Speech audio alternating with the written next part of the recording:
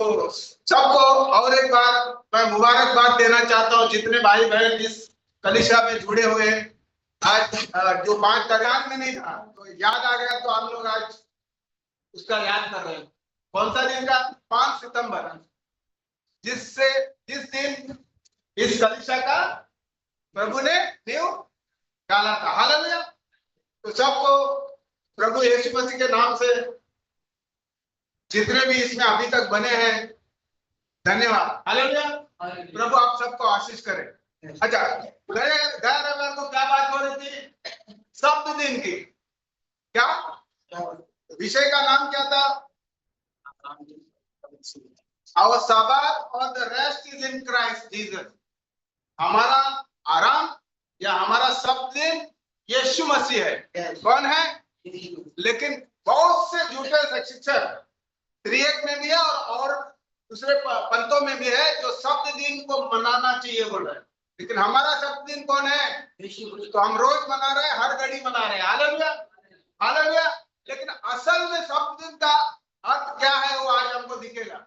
कुछ बातें हमने गया रविवार को देखा, तो अब बाकी बातें आज हम देखेंगे। हिब्रानी का 4 उसका 8 से 11 पढ़िए।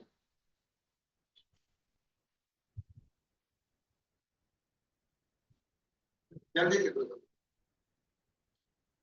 इब्रानियों की पुस्तक अध्याय 4 वचन 8 से 11 तक पढ़ेंगे। क्योंकि यदि यहोशू ने विश्राम में प्रवेश करा लेता तो उसके बाद दूसरे दिन की चर्चा न होती। क्या लिखा है? यदि यहोशू ने विश्राम में प्रवेश करा लेता तो उसके बाद दूसरे दिन की चर्चा न होती। अब इजराइल लोगों को वो जंगल के मार्ग से कनान देश में कौन लेके गया था? यहोशू। कौन लेके गया था? अगर यहोशू ने उन्हें विश्राम यानी कि विश्राम की जगह पे ले गया होता तो और एक विश्राम दिन की बात ना होती। लिखा है। इसका मतलब यानी कि यहोशू उन्हें विश्राम के जगह पे पहुंचा नहीं सका। हालेलुया। ना तो इस दुनिया का कोई भी शख्सियत हमको विश्राम के दिन में लेके नहीं जा सकता, या हमारे लिए विश्राम को दे नहीं सकते। हालेलुया। तो और एक दिन की बात नहीं होता, लिखा है। अच्छा, और एक दिन मतलब क्या हुआ? आगे पढ़िए ब्रदर। अतः क्या जान लो कि परमेश्वर के लोगों के लिए शब्द का विश्राम बाकी है। अच्छा, मतलब ये क्या बोला? शब्द प्रभु के लोगों के लिए यानी परमेश्वर के लोगों के लिए शब्द दिन अभी भी बाकी है बोल रहे हैं जी। क्या बोल रहे हैं? लेकिन तो नियम में तो शब्द दिन दिया हुआ था, तो बाकी कैसा रहेगा? अगर आप निर्गमन का 20वां अध्याय में जाओगे तो वहां पे आपको दिख रहा है शब्द दिन मनाना जरूरी था।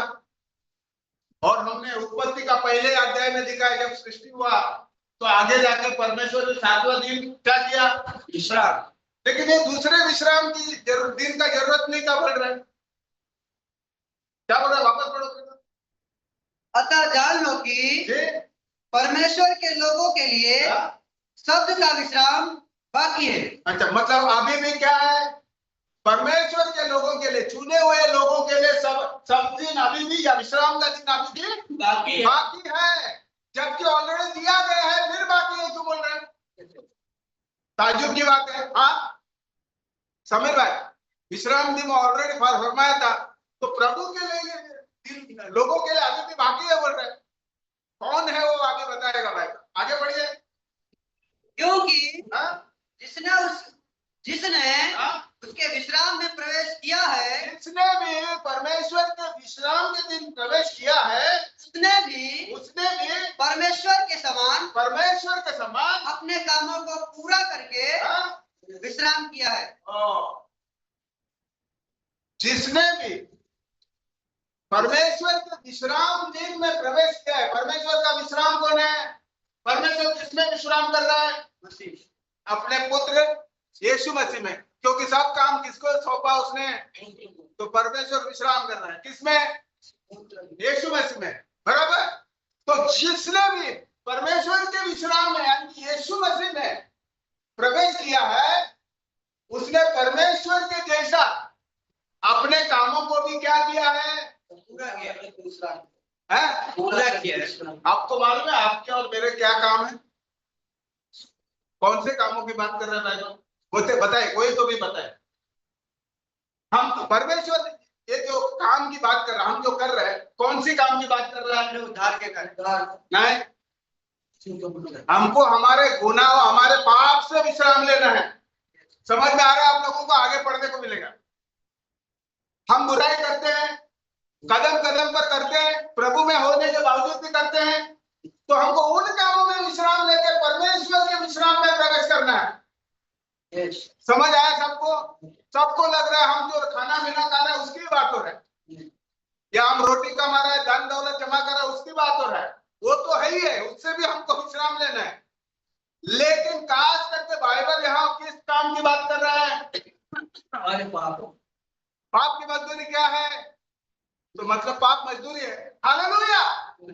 पाप की मजदूरी क्या है? यानी पाप मजदूरी है। क्या लग रहा है आप लोग को? नहीं तो पाप की मजदूरी मौत है कि लिखा है? किसी ने ध्यान दिया इन बातों पर? पाप की मजदूरी का अर्थ क्या है? काम करेगा तो मजदूरी मिलता है, पाप करेगा तो क्या मिलेगा? दंड मिलेगा। तो फिर वो भी मजदूरी है। तो उस मजदूरी से हमें क्या करना है? विश्राम करना है। हालेलुया! हालेलुया! ये सब लोग शब्द दिन मनाना है, सब दिन मनाना है, जरूरी है, कर रहे हैं, लेकिन ये शब्द दिन का क्या काम कब रोकोगे? हैं? तो अपने पापों से गिर करके तो अपने संसारिक जीवन में जो हम पाप कर रहे हैं उसको रोकना है। वो हमारे लिए सब दिन। और किसमें रोकता है वो? यूहन्ना का 1 यूहन्ना का 5 में क्या लिखा है? पढ़ लीजिए ब्रदर जल्दी से। जिसका ये विश्वास